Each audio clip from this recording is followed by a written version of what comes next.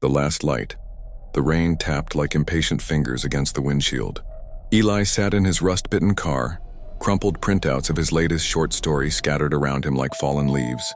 His eyes were red, not from the cold, from reading, rereading the lines he had labored over, each sentence a bleeding piece of himself. No comments, no likes, no shares, just silence. He pressed his forehead against the steering wheel. Why do I even try?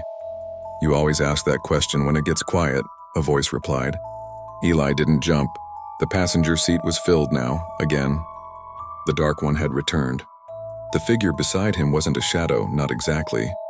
It was dressed in a trench coat that drank in the car's dim interior, and its face was all sharpness like someone had carved apathy into stone. You think this isn't part of the journey? It said, toying with a silver lighter. If they loved you right away, what kind of story would that be? Eli said nothing, just sniffled, humiliated and furious at himself. The entity sparked the lighter. Click, a brief flame danced.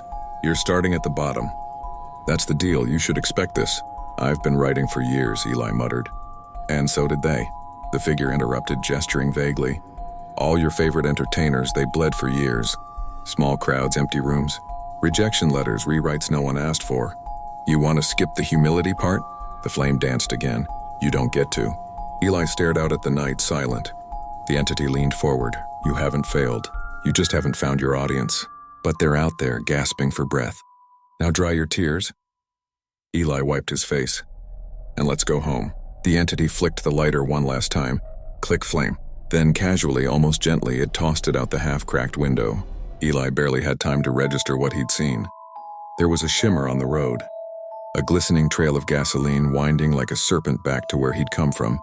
A dim cafe tucked behind a strip mall. He'd been writing there earlier.